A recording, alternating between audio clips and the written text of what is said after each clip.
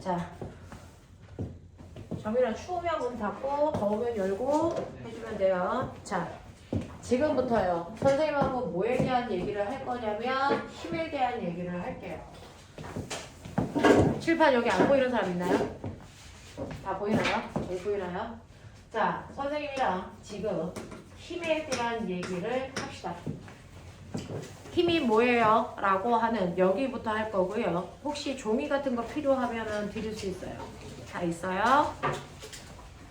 천천히 문제를 풀어서 문제에서 오답이 나오는 건 금방 고칠 수 있어요. 하지만 개념을 잘못 잡고 있는 건 이게 문제가 되거든요. 그래서 개념은 차분차분 머릿속에 잘 집어넣으셔야 됩니다. 뭐야? 저 종이 좀 주세요. 네. 자, 그래서 어떤 것들이 필요한 건지를 한번 잘 잡아 보십시오. 자, 우리가 얘기하는 것처럼 우리가 물투하면서 첫날도 했어요. 힘이 뭐예요? 라고 얘기하면 힘이 뭐다라는 정확한 정의를 내릴 수 있어야 된다. 그래서 힘이 뭡니까? 라고 하면 힘은 어떤 물체에 힘을 주면 힘을 받은 물체, 힘을 준 물체가 아니고요.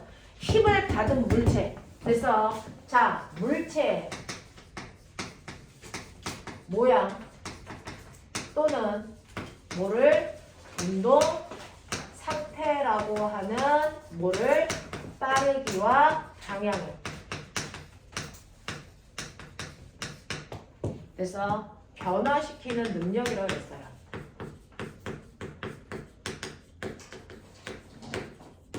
물체의 모양 또는 운동 상태를 변화시킬 수 있는 능력, 이걸 우리는 힘이라고 했잖아요. 자, 그러면 이러한 힘은요, 어떤 것들로 구성되어 있어? 라고 하면 여러분들이 보시는 것처럼 이러한 힘이라는 건 반드시 물체의 모양이나 운동 상태인 빠방을 변화시켜야 된다. 됐어? 근데 여기서 더 중요한 건 뭐야? 힘이라는 건 저 아이들을 변화시킬 수 있는 유일한 능력이야. 그러니까 어떤 아이가 시간이 지났는데 모양이나 빠방이 변했어. 그리고 그 능력이 힘을 받았다는 거고요. 시간이 지났는데 물체가 모양 또는 운동 상태의 변화가 없어. 그러면 그걸 변화시킬 수 있는 유일한 능력인 힘을 받은 적이 없다라는 거죠. 됐어? 그래서 힘이라는 건 뭔가를 변화시킬 수 있는 유일한 능력이다. 이게 포인트. 그래서 우리가 물체가 계속 정지된 상태를 유지하고 있어요. 그럼 빠방이 안 바뀌니까 힘을 받은 적이 없다. 합력이 0이다. 이렇게 갔어요. 됐죠? 그래서 변화됐는지 안 됐는지, 만약에 변화가 됐다면 얼마나 됐는지, 그래서 이게 바로 힘에 의해 결정되는 요소다라고 하는 거고요. 그러면 이러한 힘이라고 하는 건 몇 가지 요소가 있습니까? 라고 하면 마치 소리의 높이, 세기, 맵시처럼 세 가지 요소를 가지고 있는 것처럼 힘도 하나의 힘을 만들기 위해서는 힘에 세 가지 요소가 필요하죠. 힘에 3요소라는 게 있다. 내가 어떤 물체에다가 힘을 줘요. 됐죠? 어떤 물체에다가 힘을 주는데 힘을 어디다 줬어? 저 힘 여기다 줬어요. 라고 하는 힘을 준 지점을 나타내는 작용점이 있고요. 거기에서 저는 힘을 오른쪽 방향으로 줬어요. 라고 하는 방향이 있고요. 그리고 이 방향으로 힘을 10N만큼 줬어요. 라고 하는 힘의 크기도 중요하죠. 그래서 힘의 3요소라고 하는 건 힘을 준 지점, 힘의 작용점, 그리고 힘의 크기, 그리고 힘의 방향이라는 게 있다. 됐어? 그 중에서 이 세 개 중에 어떤 거라도 하나만 달라도 물체한테 나타나는 힘의 효과가 다르게 나타나요. 예를 들어서 저는 오른쪽으로 10N의 힘이라는 걸 A가 줬다라고 해요. 근데 내가 이 물체한테 오른쪽으로 20N의 힘을 주면 힘의 크기가 다르잖아요. 그러면 움직이는 정도가 다르겠죠. 빠르기가. 됐죠? 그래서 힘의 크기가 달라도 물체의 움직이는 정도가 다르다. 그리고 힘을 주는데요. 요번에는 C. 그 지점에 힘을 주더라도 방향을 반대로 줘요. 그렇다면 물체가 움직이는 그래서 방향이 다르게 나타나겠죠. 됐죠? 또 내가 이 물체한테 똑같이 10N의 힘과 똑같은 A와 같은 힘을 주는데 요번에는 어디서 주냐면 여기서 10N의 힘을 이렇게 줘요. 그러면 힘을 준 지점이 다르죠. 그러면 A에다가 힘을 주면 물체는 옆으로 이동할 테지만 D에다가 힘을 주면 얘는 이렇게 쓰러집니다. 힘의 결과가 다르게 나타나요. 됐죠? 이런 식으로 힘을 어디다 줬니? 라는 작용점, 힘을 얼마나 크게 줬니? 라고 하는 크기, 힘을 어떤 방향으로 줬니? 라고 하는 방향, 이 세 가지가 힘의 효과를 다르게 만든다. 그래서 이걸 힘의 3요소라고 하고, 이러한 힘의 3요소를 가장 간단하게 표현할 수 있는 힘을 나타내는 기호가 있죠. 그게 바로 화살표였던 거죠. 됐죠? 그래서 화살표의 이 점은 힘을 준 지점에다 주는 거다. 힘을 준 지점에다가 점을 찍는 거다. 얘를 힘의 작용점이라고 한다. 됐죠? 이 작용점을 찍는 요령은 선생님이 작용 반작용 하면서 여러분들한테 설명을 했었는데요. 기억나니? 됐어. 선생님이 이렇게 칠판이 있어. 칠판이 있고요. 이걸 손바닥으로 쳤죠. 기억나죠? 그랬을 때 손이 칠판을 10N의 힘으로 쳤다 라고 하는 F1 작용을 할 때 이거 작용점 어디다 찍어? 손에다 찍어? 칠판에 찍어? 아니요. 칠판이요. 선생님이 뭐라 그랬어요? 힘을 주는 애가 아니고 힘을 받는 애가 주인공이라 했죠. 그래서 힘을 받아서 그 물체가 모양과 운동 상태가 바뀌는 거예요. 됐죠? 네. 지금 제가 여기에 작용점 어디 찍었어요? 병에다 힘 준 거죠. 됐어? 사람이 병을 민 거죠. 그래서 병에다가 작용점을 찍었지 사람에다 찍지 않았거든요. 그래서 작용점은 항상 힘을 받은 물체에다가 작용점을 찍는 겁니다. 그래서 손이 칠판을 치면 칠판에 작용점을 찍어서 손이 밀었기 때문에 밀리는 방향으로 10N 이렇게 해주는 이게 F1을 나타낸 거예요. 그래서 작용점은 힘을 받는 물체에다가 찍는 거다. 됐어? 그러면 이거에 반작용도 있죠? 네. 그거를 F2라고 하면 F2라는 반작용은 주어와 목적어만 바뀌는 힘이다. 그러니까 이 힘이 뭐냐면 칠판이 요번에는 손을 친다 그랬죠. 10N의 힘으로 쳤어요. 그러면 이 힘을 나타내는 화살표의 작용점은 어디다 찍어야 되냐면 요번에는 힘을 받은 애가 손이니까 손에다가 작용점을 찍어서 미는 거죠. 10N의 힘. 이게 F2예요.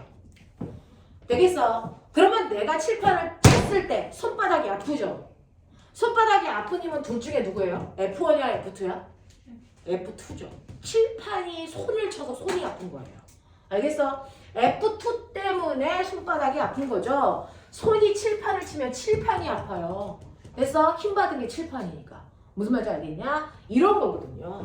그래서 정확하게 작용점을 어디에다가 찍었는지를 보셔야 된다. 됐어? 힘을 받은 애한테 작용점 찍는 거다. 힘을 받은 애한테. 됐죠? 이렇게 표현할 수 있어야 된다. 이게 작용점의 원리다. 됐죠?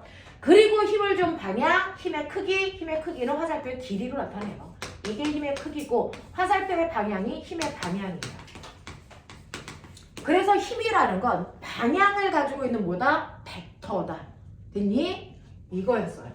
자, 그래서 이렇게 힘은 세 가지 요소를 가지고 있으며 이러한 힘은 우리가 알고 있는 것처럼 중학교에서 배우는 유일한 벡터죠. 방향을 갖는. 그래서 여러분들은 이제 이러한 힘은 벡터이기 때문에 우리가 벡터를 어떻게 할 거니? 라고 하는 됐어. 힘의 합성 그리고 힘의 뭐요? 분해 이거 배운 거예요. 맞죠? 네. 그 중에서 힘의 합성을 할 건데 힘이라는 건 방향을 가지고 있는 물리량 바로 벡터다. 이 벡터를 어떻게 다룰 거니? 라고 하는 거 우리 했었어요. 벡터는 이런 식으로 여러분들이 보시는 것처럼 모는 종이가 이렇게 있어. 첫날 했어요. 모는 종이가 이렇게 있어. 여기에 힘이 작용합니다. 힘이 작용하는데 그 중에서 하나의 힘이 이런 식으로 오른쪽으로 요만큼의 힘이 작용하고 있어. 요거 A 벡터. 그리고 여기에 이렇게 힘이 작용하고 있어. 이거 B 벡터. 요렇게 작용하고 있어. 요거 C 벡터. 그리고 요렇게 작용하고 있어. 요거 D 벡터. 이렇게 됐었어요. 그죠? 그 중에서 A 벡터와 반드시 같은 애 찾아보세요. 누구 찾아야 되니? A 벡터와 같은 거. 이 중에 있어요. A 벡터와 똑같은 거. 누구니? B예요. 왜? 벡터는 평행 이동을 할 수 있거든요. 각도를 휠 수는 없지만 평행하게 끌고 다닐 수는 있거든요. 됐죠? 그래서 A 벡터와 정확하게 똑같은 건 B 벡터다. 알겠어? 그래서 벡터를 평행 이동시킬 수 있는 능력을 키워라. 그 능력이 왜 필요한데? 라고 얘기하면 너네 가끔 가다가 과학 문제 풀 때요. 이런 문제 있었어요. 벽에 실이 매달려 있어요. 실에 공이 매달려 있는데 내가 실을 수직으로부터 이렇게 잡아당겼어요. 얘 질량이 m이랍니다. 요 각도가 세타랍니다. 기억나니? 그러면 이 물체가 받는 힘은 수직한 방향으로 mg라는 중력을 받을 거고요. 실이 얘를 잡아당기는 장력도 있을 거고요. 그리고 사람이 얘를 실과 90도의 방향으로 F라는 힘으로 잡아당겼어. 하이탄 문제였죠. 됐어? 그랬을 때 T와 F를 mg라는 힘으로 표현해 보세요. 어떻게 하면 되는지 아세요? 이 벡터라는 값은 평행 이동할 수 있다 그랬잖아요. 그러면 중력이 이쪽 방향으로 작용하는 이 힘인데 이걸 평행하게 끌고 가봐. 어디로 끌고 갈까? 이걸 그대로 끌고 일로 가세요. 똑같죠? 그렇죠? 그래서 중력을 일로 이렇게 끌고 가시면 됐죠? 여기에서 여러분들 이런 식으로 끌고 가시면 여기서 얘와 180도 되게 이렇게 해서 선을 그어보시면 이게 직각삼각형. 아니야. 얘하고 정반대 방향을 틀어서 선을 이렇게 그리시면 이거는 180도이고 여기가 90도니까 여기도 90도인 이렇게 선을 그리면 이게 바로 직각삼각형이 만들어져요. 맞죠? 직각삼각형이 만들어지면서 요거 사이각은 세타이고 이게 90도야.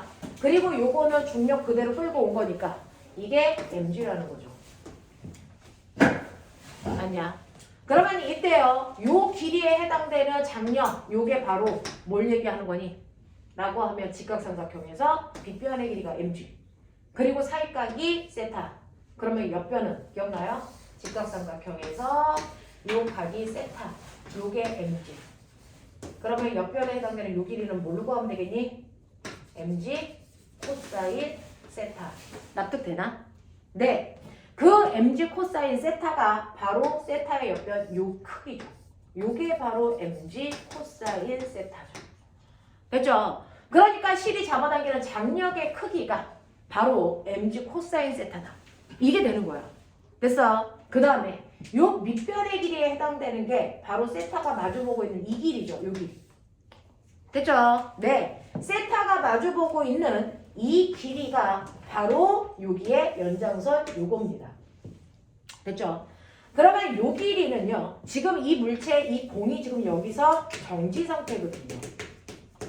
정지 상태일 때 어떤 일이 발생을 하냐면 조금 이따가도 보여드릴 텐데 이쪽 힘이 10N, 이쪽 힘이 10N 그리고 요 사이각이 120도 합력 얼마?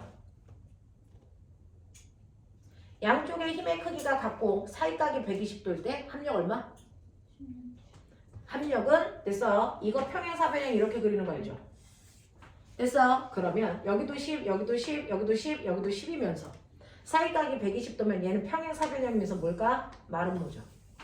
마름모일 때 중심에서 대각선을 그렸을 때 요 길이는 각각의 변의 길이와 어떻다? 같다. 그리고 그래서 얘가 향하는 방향은 두 변의 정확하게 가운데 방향이다. 기억나죠? 자, 그래서 이거 10N의 크기가 얘네들의 합력이에요. 됐죠? 근데 내가 여기다가 그래서 이 상태의 합력을 가질 건데 여기에다가요. 어떤 일을 할 거냐면 아래쪽으로 10N의 힘을 만들어 볼게요. 그럼 자기야 기억나니? 오른쪽으로 10N의 힘이 있는데 왼쪽으로 10N의 힘을 또 줄 때 그러면 이 두 힘을 받는 가라는 물체는 합력이 얼마니? 0이죠.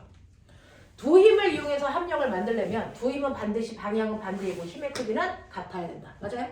그러면 세 힘으로 합력을 0 만들려면 세 힘으로 합력을 0 만들려면 어떻게 해야 되는 줄 아세요?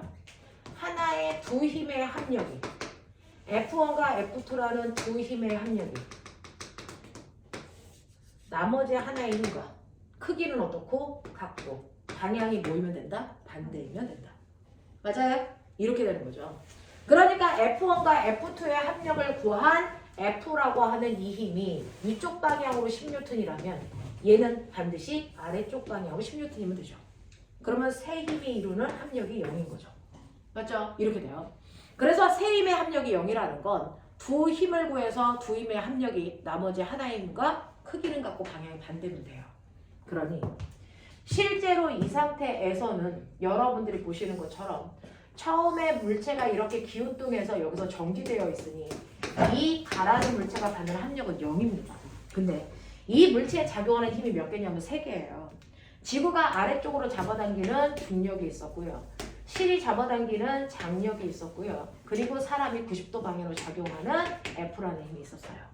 그러면 당연히 중력과 장력을 합해서 만든 합력이 됐어. 네, 여기에 있는 F와 크기는 같고 방향은 모이면 된다? 반대이면 되죠. 됐죠? 네, 그래서 보시면 여기에 중력하고요 장력이 만든 합력이 요 힘이에요. 맞냐? 요 힘의 크기가 얼마입니까? mg 사인 세타죠. 됐죠? 얘 크기가 사람이 반대쪽으로 잡아당기는 이 힘이랑 크기는 같고 방향만 모이다? 반대다. 그래서 전체적으로 합력이 0이다. 됐죠? 이렇게 가는 거거든요. 그래서 너네가 보는 것처럼 실이 잡아당겼던 장력의 크기는 mg 코사인 세타이고요. 됐죠? 사람이 잡아당긴 힘의 크기는 얼마? mg 사인 세타만큼의 크기예요. 알겠습니까? 이런 식으로 우리가 중력을 평행이동 해놓으면 됐죠? 이걸 가지고 장력의 크기도 mg로 표현할 수 있고 됐죠? 사람이 잡아당긴 힘의 크기도 mg로 표현할 수 있다. 이해되겠습니까? 네, 이런 식으로 벡터라는 건 평행이동이 가능한 힘이다. 그래서 A와 B라는 벡터는 같은 그래서 힘이고 이걸 이용해서 중력을 저런 식으로 평행이동해서 우리가 사용할 수도 있다. 이해돼요? 자, 그 다음에 A와 D 벡터는 같은 벡터니? 아니죠. 이유가 뭐예요? 작용점이 달라서요. 네. 자, 힘은 작용점이 중요한데 벡터는 작용점을 안 보거든요. 방향하고 크기만 봐요. 됐어? 그러면 A 벡터와 D 벡터는 같은 벡터니? 아니죠. 왜요? 방향이 반대라서. 근데 저는요. A 벡터하고 무슨 일이 있어도 D 벡터를 같은 벡터로 만들고 싶어요. 어떻게 하면 돼요? 한 놈의 방향을 정반대로 바꿔버리면 되겠죠? 그러면 방향 바꿔라를 어떻게 표현해요? 마이너스죠. 됐죠? 그래서 저는 D 벡터의 방향을 정반대로 바꿔 놓으면 됐죠? 그게 A 벡터랑 같습니다. 그러면 D 벡터의 방향을 정반대로 바꿔요 라고 하는 걸 마이너스 D로 표현한다. 알겠습니까? 그래서 힘에서의 마이너스는요. 빼란 뜻이 아니고 방향을 반대로 바꿔라 라는 뜻입니다. 이해하셨죠? 네. 그 다음에 A 벡터와 C 벡터는 같지 않죠? 됐어? 근데 저는 A 벡터를 무조건 C 벡터와 같게 만들고 싶어요. 어떻게 하면 돼요? 네, A 벡터의 크기를 2배로 하면 같아지겠죠. 됐어? 이런 식으로 여러분들이 벡터를 가지고 놀 수 있는 능력을 기본적으로 가지고 계신다면 이걸 가지고 우리가 힘의 합성, 벡터 합성을 했었어요. 그 중에서 첫 번째요.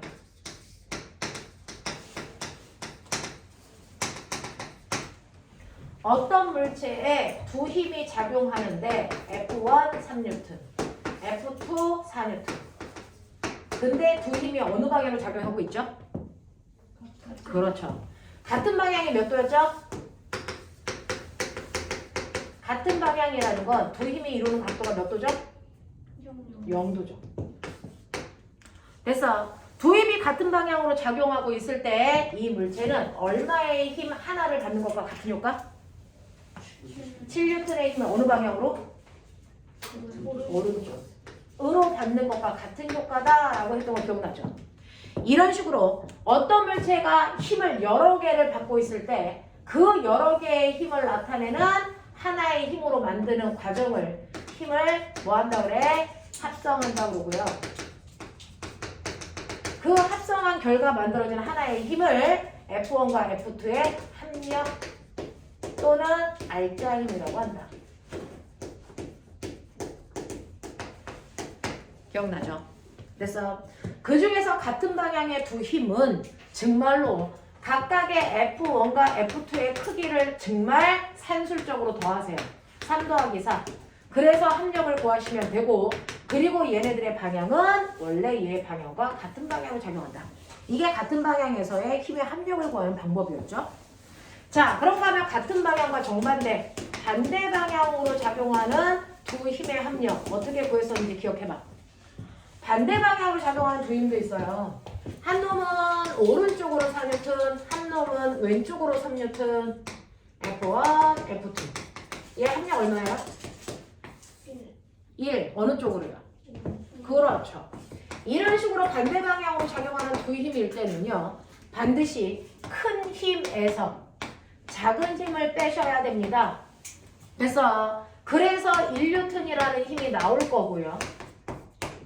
그랬을 때 힘의 방향은 큰 힘 방향으로 작용하니까 오른쪽 방향으로 1N이 작용하는구나. 이렇게 하시면 돼요. 됐죠? 이렇게 간다. 그 반대 방향이라는 건 두 힘이 이루는 각도가 180도일 때 얘기하는 거고요. 자, 그랬을 때 여러분들이 머릿속에 집어넣으셔야 되는 거, 우리가 수학 시간에 3 더하기 4는 답이 하나밖에 없죠. 뭐? 7이라면.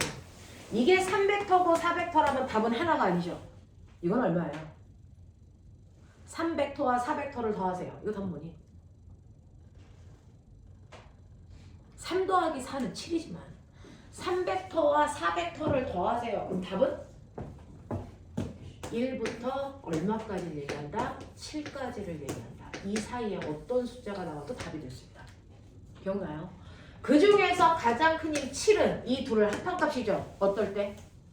서로 방향이 같은. 두 개가 같은 방향으로 작용하고 있을 때가 가장 큰 힘을 만든다. 그렇죠?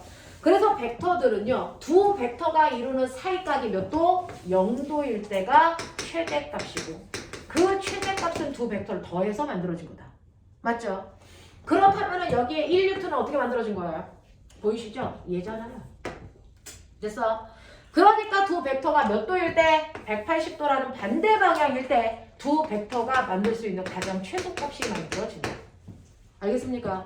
그래서 가장 최소값은 두 개가 반대 방향으로 작용하고 있을 때고, 가장 최대값은 두 개가 같은 방향으로 작용하고 있을 때고, 이거를 각도로 얘기하면 0도일 때, 두 힘이 이루는 각도가 0도일 때 최대값이고요. 180도일 때 최소값이라면, 느껴요? 두 힘 사이의 각도가 벌어질수록 합력은 뭐해진다? 작아진다. 알겠습니까? 두 힘 사이의 각도가 벌어지면 벌어질수록 점점 합력은 줄어들 거다. 그래서 몇 도일 때 제일 작다? 180도일 때 제일 작다. 그렇다면 저는 뭔지 몰라요. 이렇게 되어 있어요. 이렇게 되어 있어요. 이렇게 되어 있어요. 라고 하는 4N, 3N 60도, 4N, 3N 90도, 4N, 3N 120도. 이렇게 되어 있어요. 그래서 자, 그랬을 때 1번, 2번, 3번 다음 중 합력이 가장 큰 순서대로 불러. 네, 이거 구해봐야 되니? 아니죠. 뭐만 보면 돼요. 힘의 크기 똑같으니까 각도만 보시면 되죠. 각도가 뭐 할수록? 작을수록 합력이 크다 그랬죠. 맞아요. 그러니까 1번의 합력이 제일 크고요. 그 다음 2번, 그 다음 3번. 네, 이렇게요. 됐죠? 자, 두 힘이 서로 같은 방향의 0도일 때가 최대의 합력을 만들고요. 사이의 각도가 벌어지면 벌어질수록 합력은 작아진다. 납득합니까? 이렇게 되는 거예요. 이렇게 되는 거예요. 그래서 아하, 벡터라고 하는 건 이런 식으로 3 더하기 4가 반드시 7이 되지 않을 수 있구나. 각도에 따라서 답이 다양하게 나올 수 있구나. 그랬을 때 값의 범위는 두 개가 같은 방향일 때가 최대고 반대 방향일 때가 최소이기 때문에 1부터 7까지가 나올 수 있구나. 됐어? 이 얘기라고요. 이 얘기라고요. 자, 그래서 아하, 이런 식으로 같은 방향일 때 더하면 힘을 합성하는 거고, 반대 방향일 때 빼는 게 합성하는 거고, 세 번째, 같은 방향도 반대 방향도 아닌 무슨 방향? 비스듬한 방향. 비스듬한 방향으로 작용하는 두 힘이 있어. 우리가 지금 해드렸죠? 4N, 3N 뭐 이런 식으로. 그러면 이거 합력 구하는 방법은 뭐야? 실제로 크기는 비교했는데 정확하게 갖고 하고 싶어. 어떻게 알았어? 그렇죠. 이 두 변을 이용해서 평행사변형을 그렸을 때 원래 두 힘의 작용점에서 대각선을 그린 게 힘의 방향이고 대각선의 크기가 힘의 크기다. 맞습니까? 이게 바로 합력이에요. 이게 바로 합력. 그랬을 때 아하 평행사변형을 그리면 합력 구할 수 있구나. 그거를 우리는 첫 번째 평행사변형법. 됐어. 근데 두 번째 뭐도 있냐면 삼각형법도 있어요. 됐어. 그리고 세 번째 수식으로 계산하는 방법도 있어요. 알겠냐? 세 개 다 한다.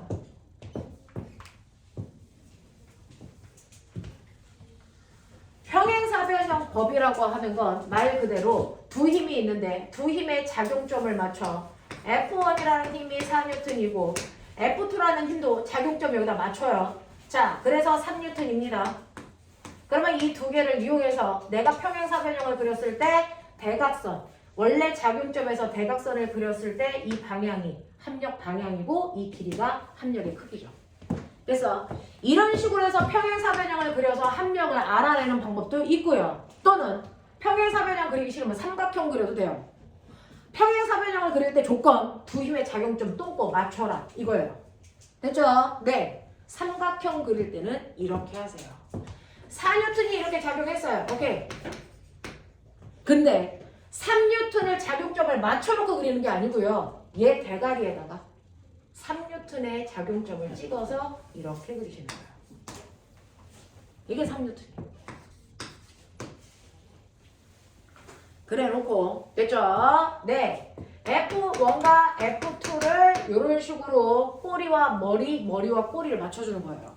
그랬을 때 합력은요. 됐죠? 얘 작용점에서 얘 머리 방향으로 이렇게 대각선을 그리시면 이거와 이게 똑같죠. 됐죠? 네. 삼각형법은 그냥 요것만 그렸다는 거예요. 요 반쪽만. 됐어? 요거거든요. 요렇게 그려도 합력을 구할 수 있어요. 삼각형으로. 됐죠? 삼각형을 그릴 때 조건이 있다. 머리와 꼬리. 그래서 서로 물고 가는 관계로 그리시면 되고 평행사변형은 작용 좀 맞춰주면 돼. 됐죠? 이렇게 해도 되고 만약에 얘를 됐죠? 제가 실제로요 이렇게 했는데 요 길이를 잴 수가 없으면 네, 이 계산법에 넣으면 되죠. 기억나냐? 여기 수선에 발을 내는 거야. 그래서 연장선을 그리면 요게 작은 직각삼각형이고 이게 밖에 있는 게 커다란 직각삼각형이다. 기억나요? 피타 이용해서 구했던 거예요. 그 중에서 요 각도가 세타이고 됐죠? 네.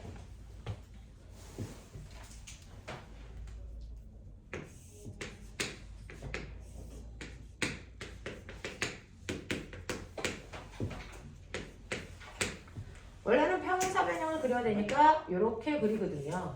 이렇게 그려서 합력이 얘가 나와서 이 값을 구하는 건데 이 F라는 값을 구하기 위해서 우리는 수선의 발을 내려서 연장선을 그으면 이게 안에 있는 작은 직각삼각형이고 이게 밖에 있는 커다란 직각삼각형이다. 그랬을 때 작은 직각삼각형을 먼저 보면 요 각도가 세타면 얘도 세타가 나온다. 그리고 요 길이가 F2면 평행사변형이니까 여기 요 대변의 길이도 이것도 F2다. 그랬을 때 작은 직각삼각형에서 빗변의 길이가 F2면 요 길이가 얼마 나오냐면 F2 코사인 세타이다. 요 길이는 얼마 나오냐면 F2 사인 세타 나온다. 그래 놓고 밖에 있는 커다란 직각삼각형을 보면 밖에 있는 커다란 직각삼각형은 파란색 요렇게 보인다. 그랬을 때 직각삼각형이 가지고 있는 세 변의 관계식을 보면 A제곱은 B제곱 더하기 C제곱이랑 같다. 됐어. 그러니 내가 합력을 구하고자 하는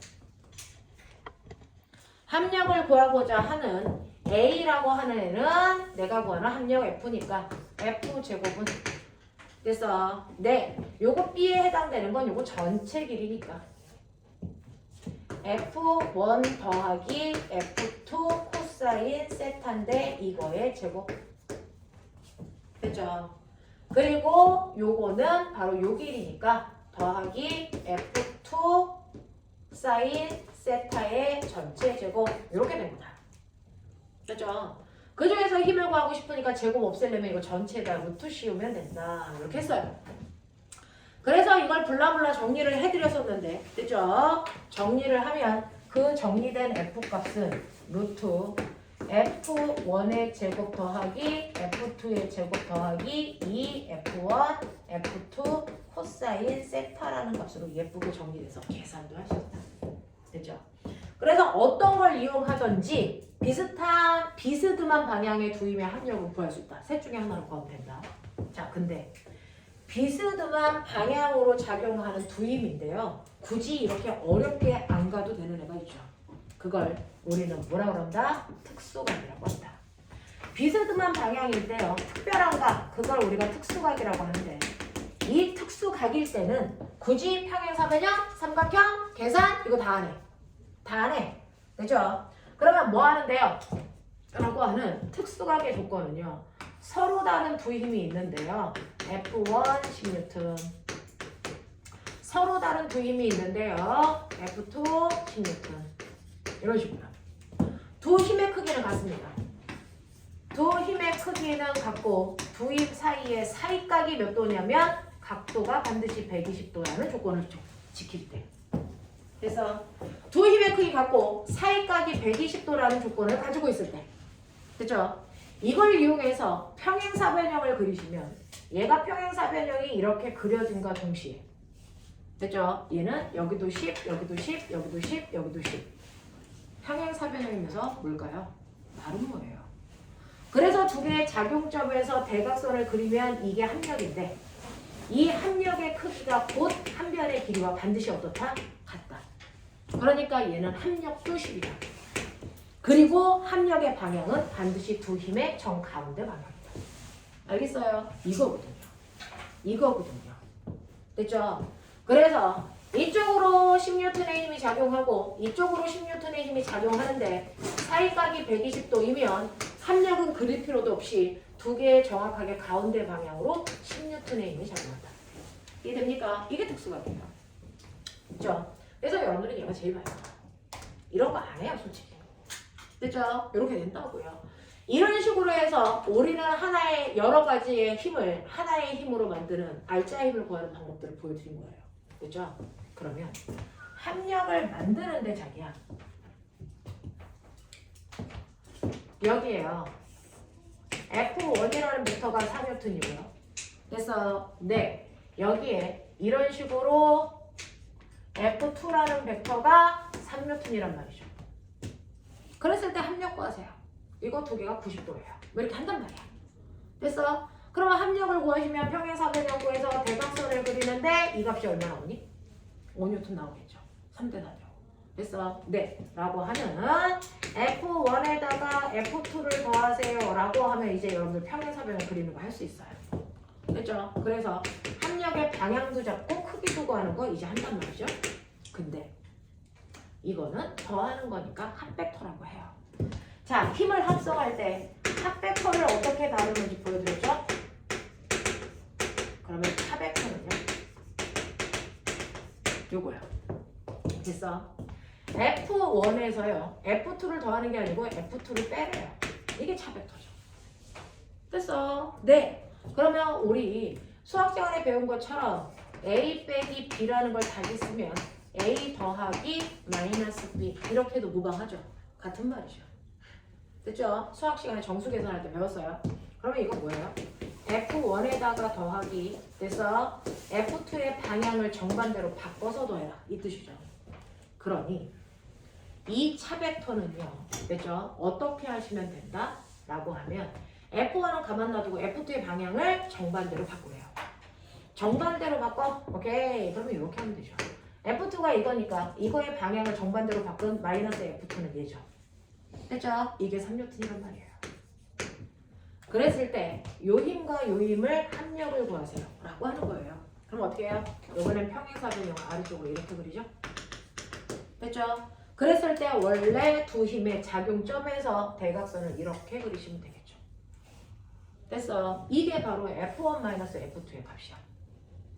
되겠냐? 네. 이렇게 해서 요 값을 요 5N이야 이렇게 구하시면 돼요. 됐죠? 그래서 우리가 얘기하는 차벡터라는 건 사실은 방향을 정반대로 바꾼 다음에 더하세요 라는 뜻이다. 하겠죠? 오케이. 이렇게 됩니다.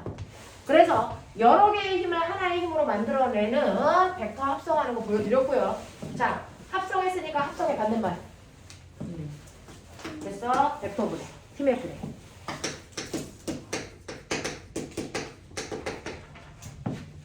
우리가 얘기한 것처럼 이런 식으로 F1이라는 힘이 있었어. 그리고 F2라는 힘이 있었어.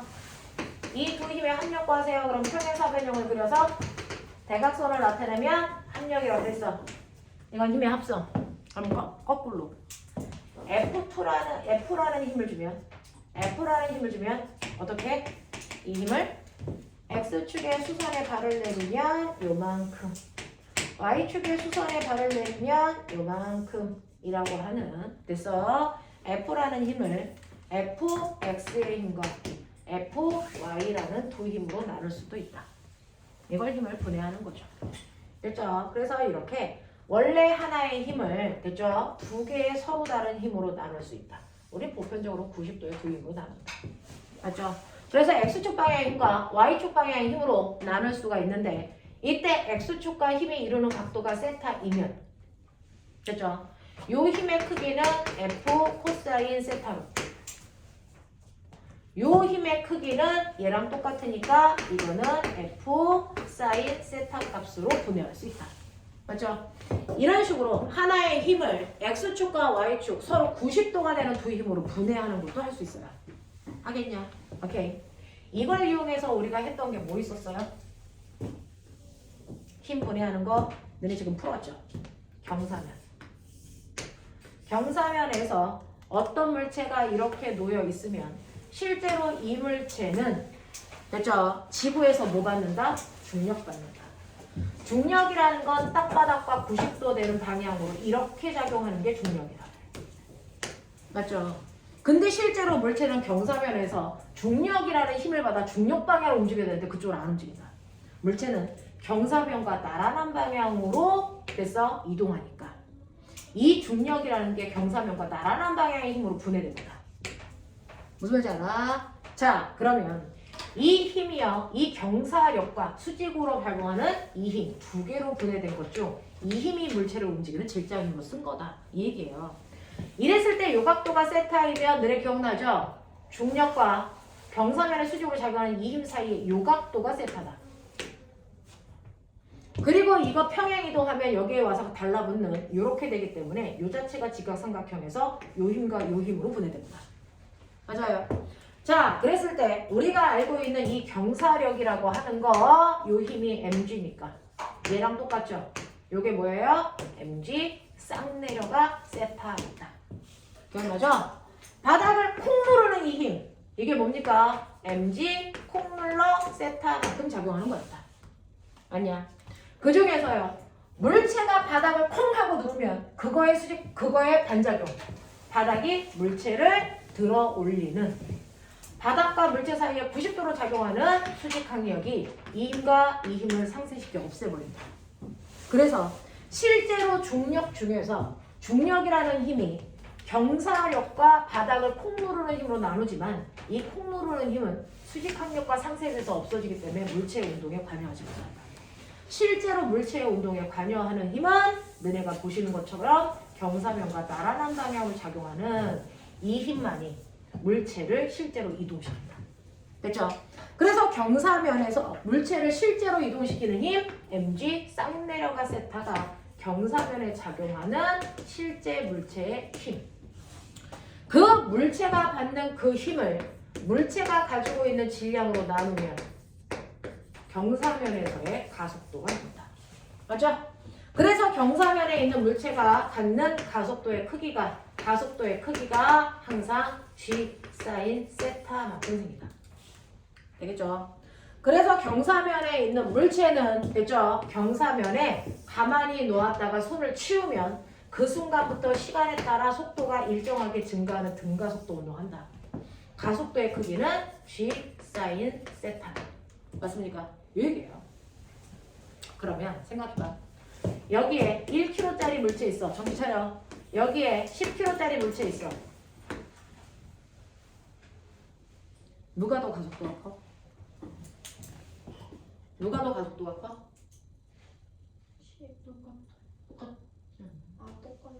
그렇죠. 경사면에서의 가속도는요, G 사인 세타에 의해서 결정하지 G랑 상관이 있다 없다? 없어요.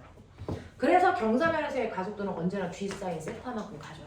그러니까 1km든 10km든 경사면의 각도만 같다면 가속도는 무조건 같다. 됐죠? 그러면 이 경사면의 기울기가 커지면 가속도가 뭐해진다?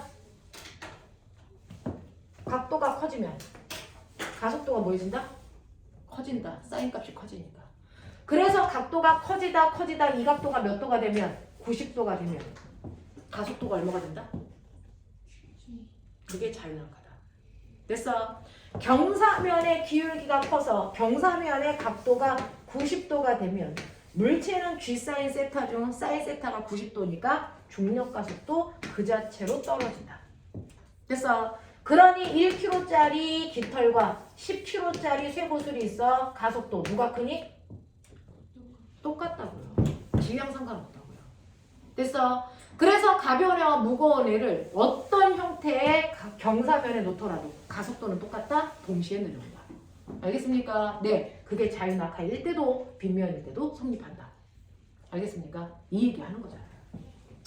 자, 이런 식으로 해서 경사면에서의 가속도가 이렇게 만들어진다. 그건 바로 중력이라는 힘이 분해돼서 경사력을 만들었기 때문이다. 이해되겠죠? 이렇게 되는 거예요.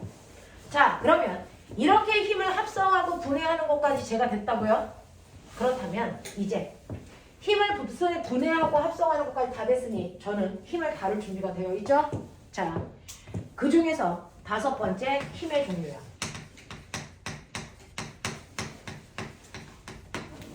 우리가 알고 있는 힘의 종류 몇 가지? 불러봐.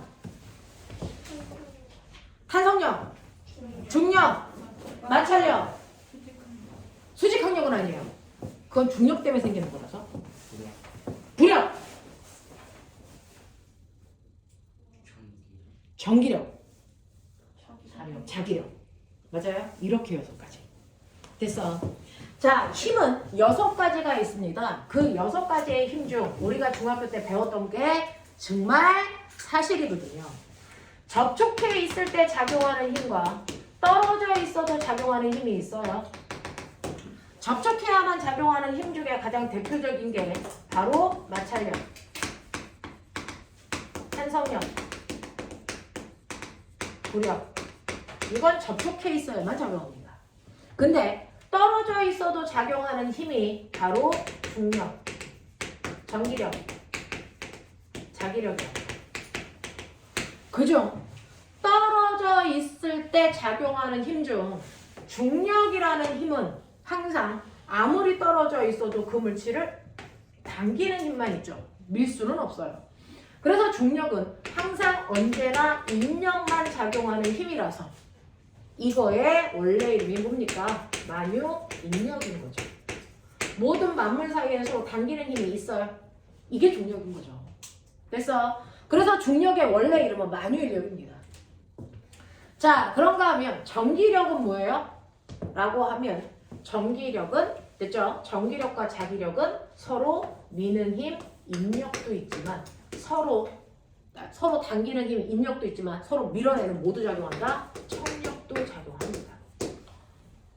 되겠어? 네, 이런 것들이에요. 자, 그러면 그 중에서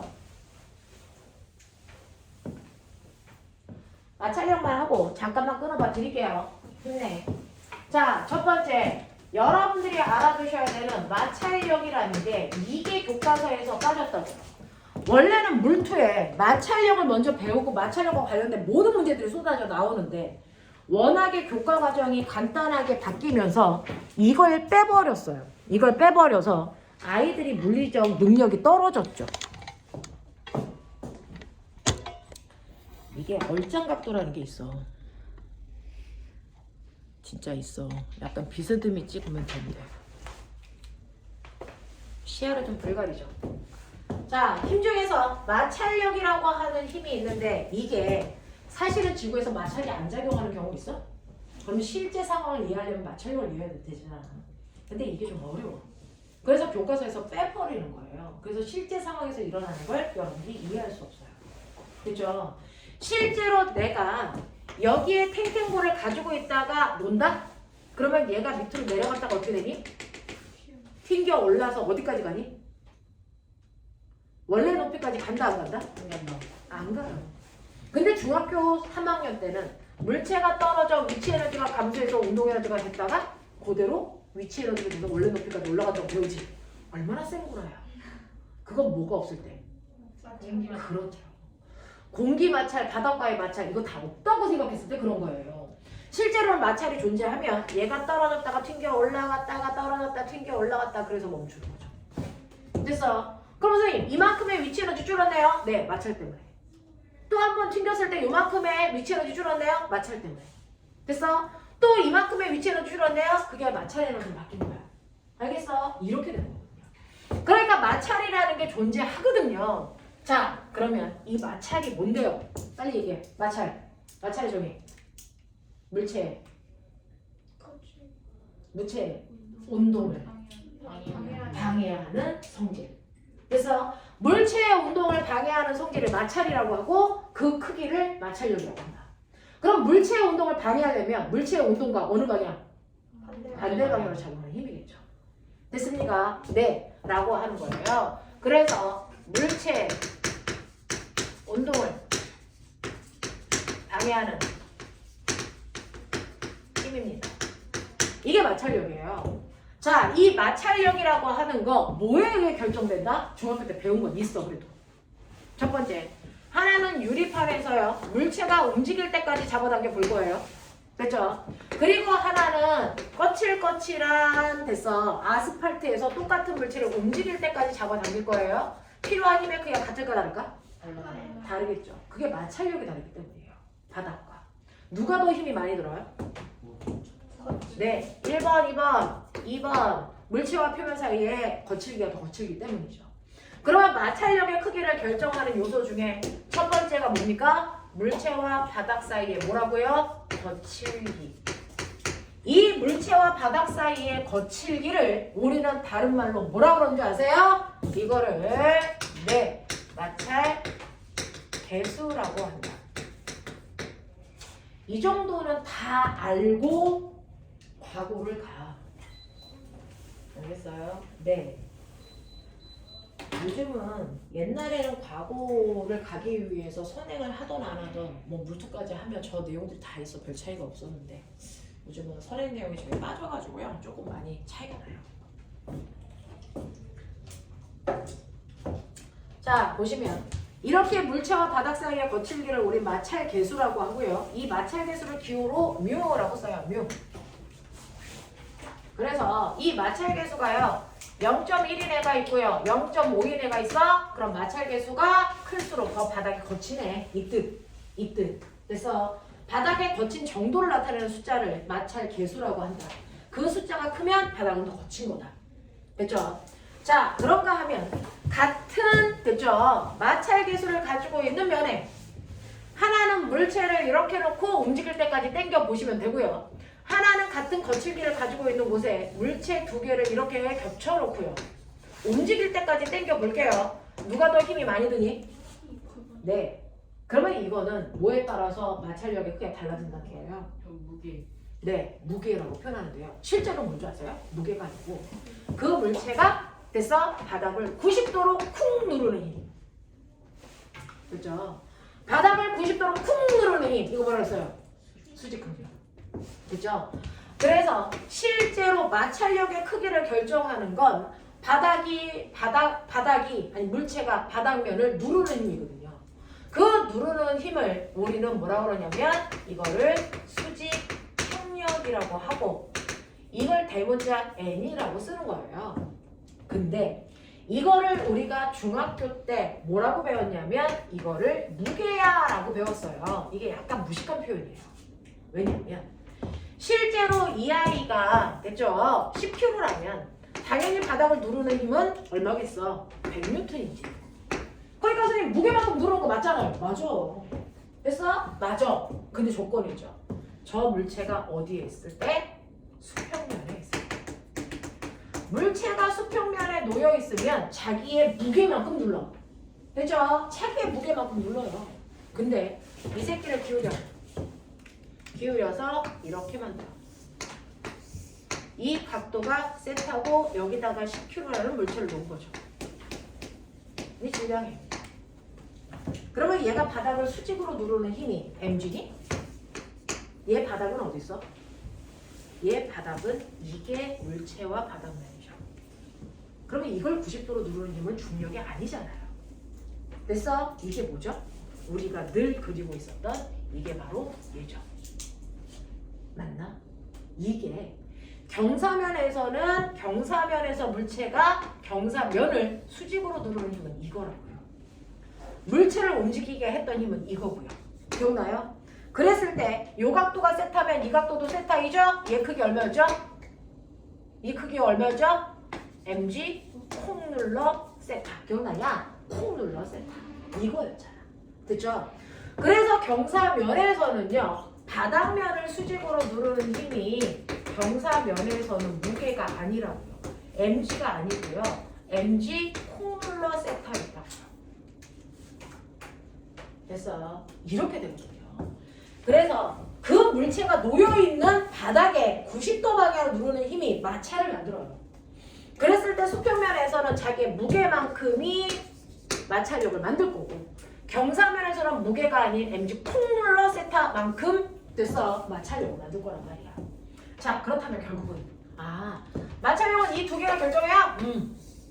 그래서 어떻게 구하는데요? 라고 하면 실제 물체에 작용하는 마찰력은요. 운동 방향과 반대 방향으로 됐죠? 마찰력이라고 하는 건 운동 방향과 반대 방향으로 언제나 μn으로 구하시면 돼요. μn. 마찰 계수에다가 바닥을 90도 방향으로 누르는 힘을 곱하시면 그냥 마찰력이 나와요. 됐죠? 이렇게 된다고요. 그럼 저 궁금한 게 있는데. 선생님, 요 면에요. 얘를요. 저는 똑같은 매끄러운 면에 물체를 뉘지 않고 세워요. 이렇게 하고 당길게요. 얘는 뉘어서 바닥에 많이 닿아요. 얘는 세워서 바닥과 닿는 면이 좁아요. 마찰력이 1번이 커요? 2번이 커요? 같아요. 바닥과 닿는 면적은 마찰의 크기에 영향을 주지 않습니다. 됐죠? 자, 이런 식으로 해서 마찰력의 크기는 단지 요렇게만 계산한다. 요렇게만. 알겠습니까? 네. 근데 마찰력의 종류가 있어요. 여러분들이요. 이렇게 물체가 놓여 있어요. 근데 내가 10N의 힘으로 얘를 당겼는데 안 움직여. 왜? 왜 힘줬는데 안 움직여? 마찰력이 있습니다. 됐죠? 어느 쪽으로? 왼쪽으로. 몇 뉴턴? 10N. 됐죠? 자, 그래서 내가 힘을 좀 더 크게 줬어. 20N의 힘을 줬어. 근데 안 움직여. 마찰력 얼마? 20. 됐어? 작용하고 있는 거예요. 30N의 힘을 줬는데 안 움직여. 마찰력 얼마? 35요. 마찰력은요. 물체가 움직이지 않고 정지되어 있을 동안은 네가 준 힘만큼 마찰력이 반대방을 작용하기 때문에 안 움직이는 거야. 됐어? 네. 그래서 마찰력이 얼마예요? 그건 네가 힘 얼마나 줬는지 생각해보면 돼. 그게 마찰력이야. 그래서 안 움직이는 거야. 무슨 말인지 알겠어? 그래서 물체가 움직이지 않을 동안요. 외부에서 작용하는 힘과 마찰력 사이의 관계 그래프를 그려보시면 내가 외부에서 힘을 줘요. 외부에서 10N, 20N, 30N 이렇게 힘을 줘요. 그랬을 때 이 물체의 마찰력 얼마입니까? 마찰력은요. 10N의 힘 주면 10N이고요. 20N의 힘 주면 20N이고요. 30N의 힘 주면 30N이에요. 그래서 그거 찍으면 이렇게가 마찰력이죠. 언제까지 이래요? 됐어? 얘가 견딜 수 있을 때까지. 됐어? 그래서 당겨도 안 움직일 때까지 견뎌. 됐죠? 그래서 보니까 얘는 언제까지 견디냐면요. 얘는 40N까지 견뎌요. 됐어? 40N까지는 네가 힘을 줘도 움직이지 않고 버텨. 됐어? 그러니 40N까지는 물체가 움직이지 않는 무슨 상태입니까? 정지 상태를 유지하고 있어요. 그 정지 상태일 때 작용하는 마찰력을 우린 싸잡아 정지 마찰력이라고 한다. 됐어? 그러면 저 정지 마찰력 중에 제일 큰 게 뭐야? 얼마야? 40이죠. 정지 마찰력 중에서 가장 큰 데서 마찰력을 우리는 별도로 최대 정지 마찰력이라고 부르면 되죠. 됐죠? 근데 요 40만 넘으면 그 순간부터 이게 뭐해? 움직여. 됐죠? 그래서 40까지만 견딜 수 있다가 40보다 조금이라도 힘을 더 주는 순간 얘는 움직입니다. 그러면 움직이면 어떻게 됩니까? 그 움직이는 순간 운동마찰력이 작용합니다. 정지되어 있을 때는 정지마찰력이 작용하지만 움직이고 있을 때는 운동마찰력이 작용하는데 운동마찰력은 됐어? 엄청나게 순간 작아져 일정한 크기의 힘이 작용합니다. 됐어? 이게 바로 운동할 때 작용하는 운동마찰력이에요. 이물체의 운동마찰력이 20이야? 뭐 이런 거. 됐어? 맨 처음에 멈춰있을 때 20을 줘도 안 움직였어. 30을 줘도 안 움직이고 40을 주는 순간 움직이기 시작해서 그 움직이는 동안은 마찰력이 운동마찰력이 작용하는데 운동마찰력의 크기는 20이야. 뭐 이런 거예요. 그러니 마찰력의 종류가 여러분들이 보시는 것처럼 세 가지가 있죠. 정지 마찰력, 최대 정지 마찰력, 운동 마찰력. 그 중에서요. 정지 마찰력은 계산하지 말고요. 네가 준 힘 그대로가 정지 마찰력이야. 그러니까 10N 주면 10N, 20N 주면 20N, 30N 주면 30N. 됐어요? 그래서 정지 마찰력은 외부에서 작용하는 힘의 크기와 반드시 같죠.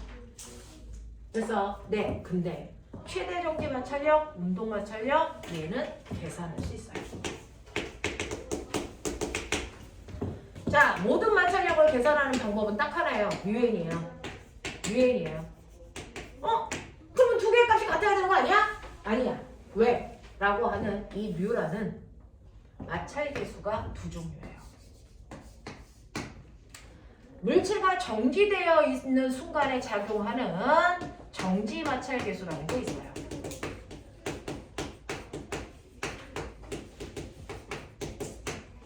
움직이는 동안에 바닥의 거칠기는 달라져요. 내가 가냐 그만 서 있을 때 내 발과 땅바닥이 작용하는 마찰 계수와 내가 움직이고 있을 때 바닥과 나 사이에 작용하는 마찰 계수가 달라져요. 그래서 운동하는 동안 작용하는 운동 마찰 계수가 또 달라요. 근데 반드시 정지 마찰 계수가 더 커요. 정지 마찰 계수가 0.4면 운동 마찰 계수는 0.2로 이런 식으로 언제나 정지 마찰 계수가 무조건 커요. 그러니 어떤 물체의 최대 정지 마찰력을 알고 싶어요. 그러면 여기에다 정지 마찰 계수를 집어넣으셔야 돼요. 0.4. 근데 바닥에 있는 물체가요. 됐죠? 네, 얼마예요? 얘가 10kg짜리예요. 그러면 바닥에 놓여있는데 수평면일 때는 됐죠? 네, 바닥을 누르는 힘이 무게만큼이라고 했잖아요. 됐죠? 그래서 질량 10, 중력 가속도 10. 그래서 계산해서 얼마? 40N. 아하, 이 새끼 40N까지 견디겠네. 이렇게 되는 거예요. 운동 마찰 계수는요. 운동 마찰 계수는 운동 마찰 계수 줍니다. 0.2예요.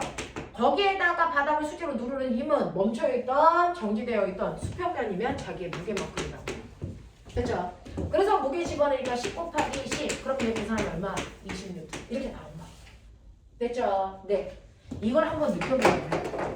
여러분들 아빠가 주차장에 이렇게 차를 주차하고 있었는데 누군가가 아빠 차 앞에 이중주차를 이렇게 하면 아빠가 나가려면 이 차를 밀어야죠. 그래서 밖에 나가서 멈춰있는 차를 밀 때 처음에는 막 밀려오는데 안 밀려. 무쏘야 애가 무거워. 그래서 아빠 도와줘. 그래서 밀었더니 애가 한 바퀴 돌기 시작했어. 그리고 나면 아빠가 도와주지 않아도 너네가 한 손가락으로 밀어도 계속 가. 무슨 말인지 알죠? 느껴봤죠? 그러니까 물체가 움직일 때까지는 엄청나게 센 힘이 들다가 한 번이라도 움직이면 그 순간부터는 마찰력이 뭐한다? 훅 줄어든다. 알겠습니까? 이렇게 되는 거예요. 그래서 같은 바닥면이라도 멈춰있을 때의 마찰력과 움직일 때 마찰력의 크기는 다르다. 그 그래프가 이렇게 나온다. 이 중 최대 정지 마찰력 계산할 수 있고요. 운동 마찰력 계산할 수 있어요. 자, 그럼 저 물어볼게요. 저 운동 마찰력 20은요. 빠를 때 마찰력이야? 느릴 때 마찰력이야? 운동 마찰력이 20이래. 저거는 물체가 빨리 움직일 때, 느리게 움직일 때? 상관없어요. 운동 마찰력은요. 움직이기만 하면 됐어. 그 크기로 작용한다는 거야. 그 아이가 빠르게 움직여도 20, 느리게 움직여도 20. 알겠습니까? 네. 운동 마찰력은 속력하고 상관없어요. 되겠어? 네. 그럼 자기야.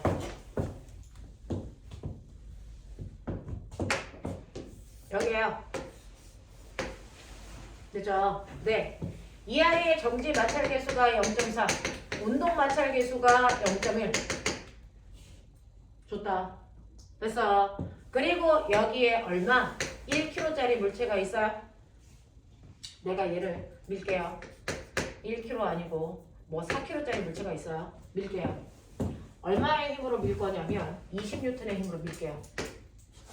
됐어? 첫 번째. 움직여 안 움직여? 판단해. 해봐. 얘 움직일까 안 움직일까?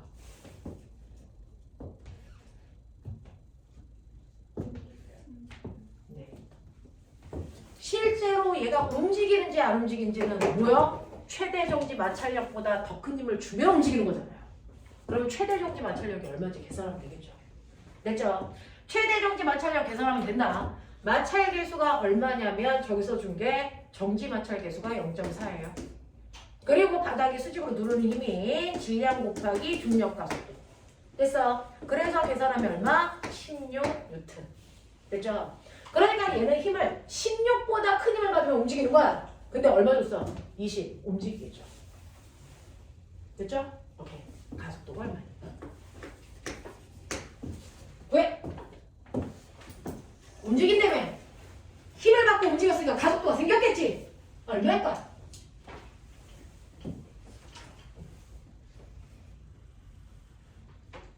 해봐.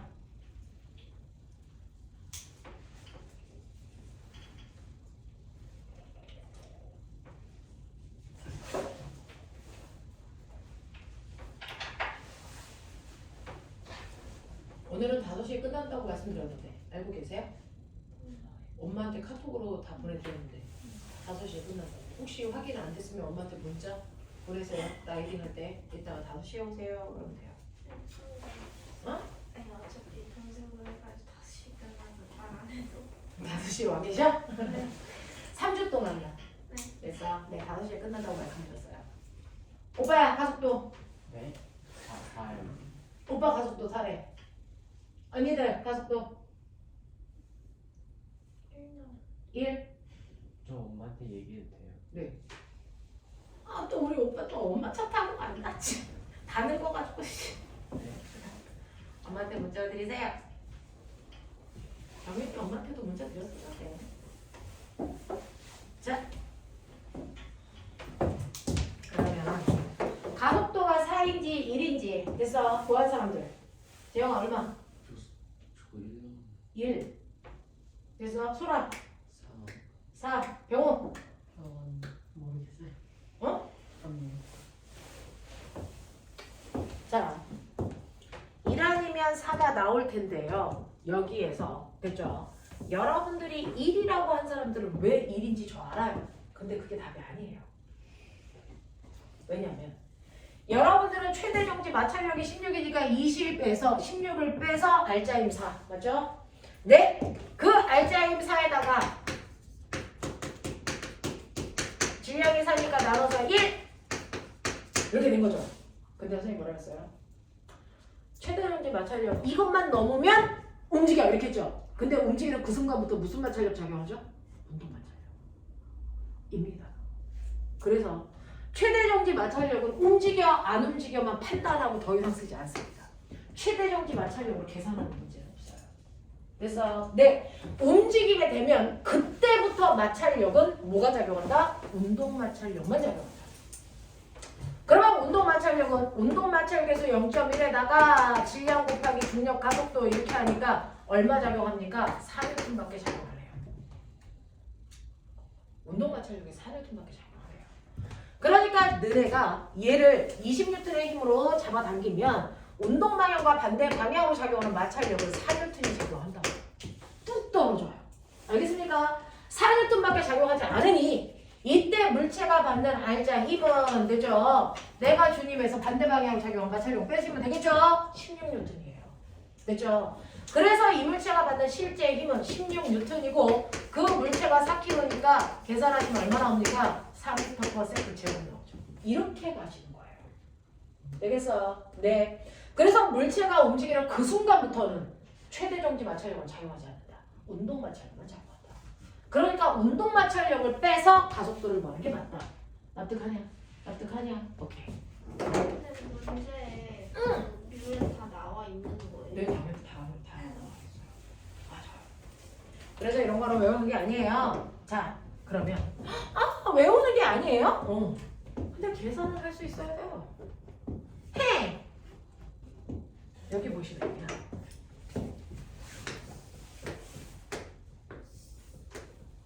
여기에 물체가 있다. 여기에 4kg짜리 물체가 있는데 그래서 네 물체가 흉 하고 내려가면서 얘가 연명한 등소공간이에요.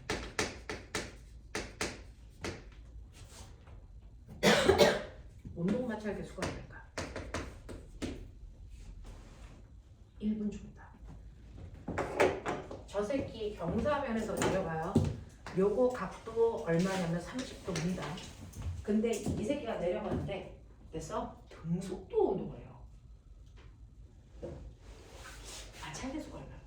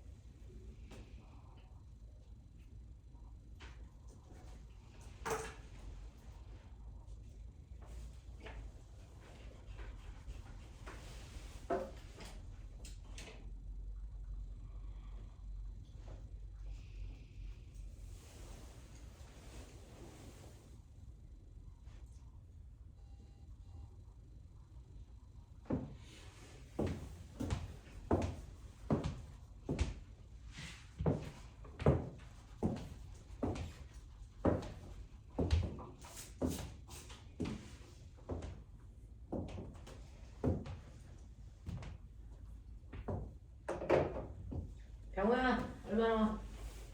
많이 타고 있습니다.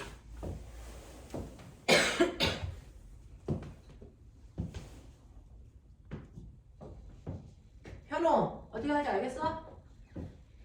잘 모르겠어요. 네.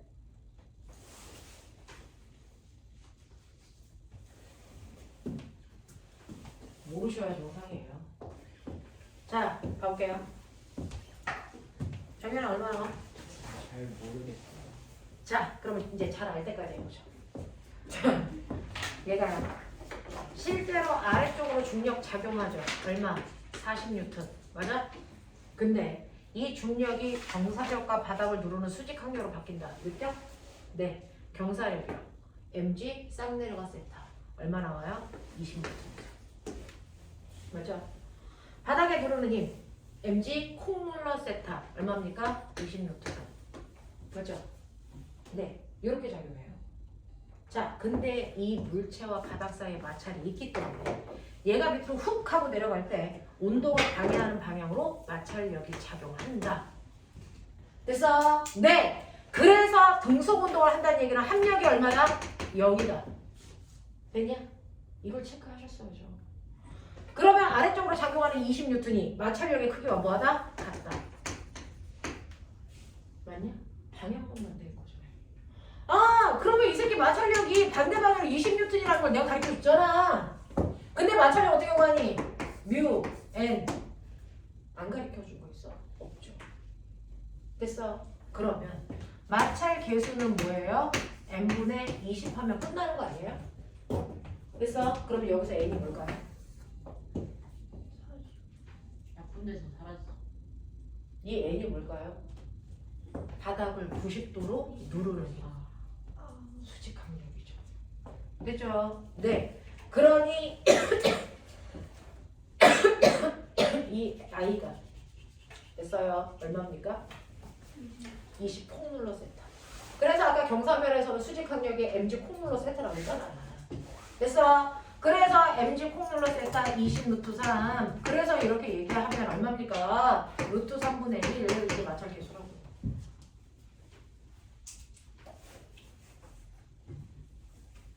괜찮죠? 할만하죠? 이런 거 듣고 보니까 그래가 되죠. 되죠? 네, 이런 것들이거든요. 이런 것들이거든요. 되겠어? 하겠어? 이게 마찰력이야. 이게 마찰력이야. 네, 10분만 끊어드릴게요. 근데 시간이 별로 없어서 네, 10분만 끊어드리고